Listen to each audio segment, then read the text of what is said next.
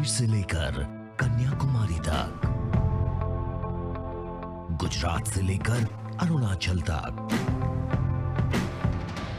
सत्ता के गलियारों से खेल के मैदानों तक, नहीं छूटती कोई खबर।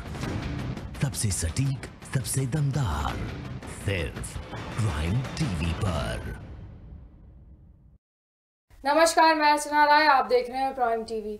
बस्ती में जॉइंट मजिस्ट्रेट की अगुवाई में रमजान त्योहार को मद्देनजर रखते हुए पीस कमेटी की मीटिंग हुई। इस मीटिंग में जॉइंट मजिस्ट्रेट ने अपील करते हुए कहा कि लॉकडाउन के दौरान सभी नियमों का पालन सही तरीके से करें और आप लोग कोरोना संक्रमण से लड़ने में प्रशासन का साथ दें। मीटिंग में शामिल हुए लोगों से भी जॉइंट मजिस्ट्रेट ने आरोग्य सेतु ऐप को भी डाउनलोड करने के लिए कहा। जगह हमने रखी है ग्राम पंचायत सिकंदरपुर, रुधौरा, चौरी, नंदनगर, परशुरामपुर होते हुए फिर बभनान में, गौर में, तो पूरे तहसील हरैया में हम लोगों का कोशिश है कि आज और कल 2 दिन हम पूरी तहसील को कवर करें और सभी को इस बारे में जागरूक करें कि जो महामारी फैल रही है सभी एक साथ मिलकर इसका सारे नियमों का अनुपालन करते हुए मुकाबला करें। गोरखपुर में रहने वाले एक व्यक्ति की दिल्ली में मौत हो गई थी। मृतक के घर वालों की आर्थिक स्थिति बहुत ही खराब है।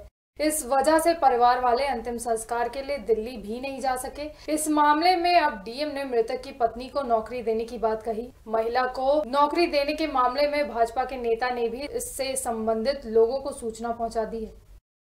हम लोग भी कलेक्ट अब तक 3 लाख रुपया दिए हैं और उनका आवाज़ भी मिलेगा और रसोईया जो किसी में नौकरी की व्यवस्था करा रहे हैं। यानी जो ये जो हुआ है ये हमारे ही परिवार का एक तरफ से ये हमारे जिला प्रशासन की जिम्मेदारी बनता है इन लोग को देखभाल करने की। उसी जिम्मेदारी के साथ आज आए हैं।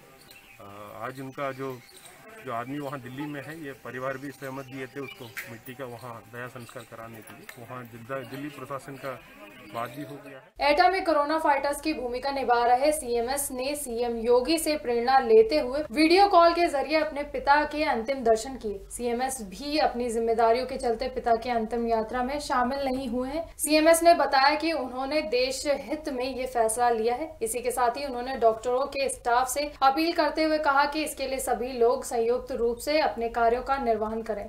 शहरों में मेरे पिताजी बरेली में थे और मैं एटा में अपनी ड्यूटी संपादित कर रहा हूँ। अगर मैं जाता तो फिर वहाँ पर भी परेशानी होती और जिला चिकित्सालय का जो दायित्व मुझे दिया गया है उसके अंदर भी मुझे परेशानी होती। गोरखपुर में वायरस के संक्रमण को रोकने के लिए जगह जगह पर सैनिटाइजेशन का काम किया जा रहा है। प्रशासन संक्रमण से बचने के लिए मास्क और सैनिटाइजर का इस्तेमाल करने के लिए कह रही है। इसी बीच एक परिवार अवैध रूप से सैनिटाइजर बनाने का काम कर रहा था। औषधि विभाग को सूचना मिली तो उन्होंने इस पर निगरानी रखी। बाद में पुलिस ने छापेमारी करते हुए भारी मात्रा में पैक सैनिटाइजर सहित अन्य सामग्री को जब्त कर लिया है। क्या सूचना थी और क्या बरामदगी हुई है? मेरा नाम जय सिंह है, मैं यहाँ गोरखपुर का औषधि निरीक्षक हूँ। हम लोग को गुप्त सूचना प्राप्त हुई थी कि किसी एक व्यक्ति द्वारा अपने घर में नकली रूप से सैनिटाइजर बनाया जा रहा है और उसकी सप्लाई की जा रही है।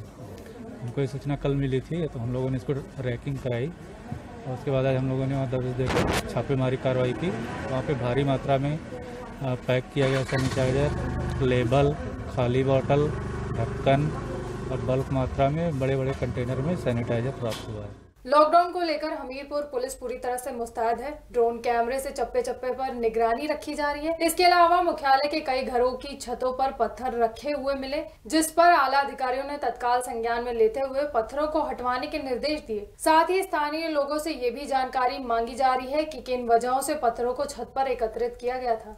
ये लॉकडाउन के दौरान सामान्य जांच प्रक्रिया के तहत आज ड्रोन भी उड़ाए गए ताकि मोहल्लों में देखा जा सके, इन गलियों के अंदर भी जाके देखा जा सके जहां सामान्य गश्त नहीं हो पाती है।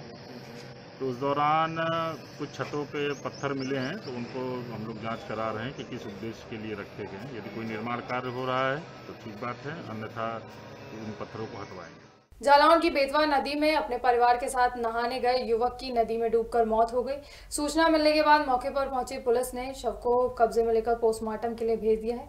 युवक की मौत की खबर सुनकर उसके परिवार में हड़कंप मच गया है।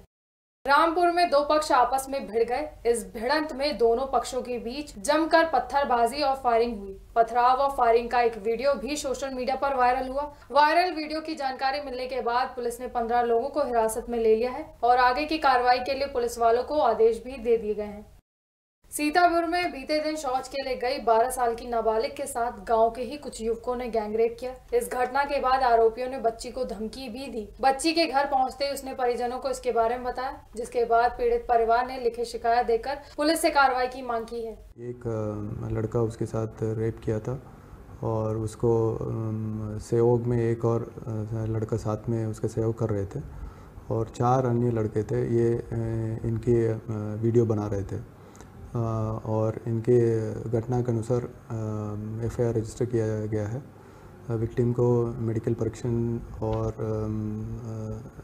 पॉक्सो के एक्ट के तहत सारे कार्रवाई प्रचलित है। इसमें मुख्य आरोपी और इसके सहयोगी कस्टडी में लेकर पूछताछ जारी है। देश भर में कोरोना फाइटर्स को हर तरफ सम्मानित किया जा रहा है। इसी की अगली कड़ी में जालौन का नाम भी शामिल है। कोच थाना इलाके में क्षेत्राधिकारी सहित पुलिस की टीम का फूल मालाओं से जोरदार स्वागत किया गया। इसी के साथ ही सीओ ने लोगों से अपील करते हुए कहा कि आपकी समझदारी और सहयोग से ही हम कोरोना को हरा सकते हैं। सीतापुर में ग्रामीणों ने कोटेदार पर घटतौली करने का आरोप लगाया है। ग्रामीणों का कहना है कि वो जब भी राशन लेने के लिए जाते हैं उस समय कोटेदार उन्हें राशन कम तौल कर देता है और जब वे कोटेदार के खिलाफ शिकायत करने की बात कहते हैं तो कोटेदार ने उन लोगों को धमकाना शुरू कर दिया। इसके अलावा ग्रामीणों ने पंचायत मित्र पर भी निशाना साधा और उनके खिलाफ कार्रवाई की मांग की है।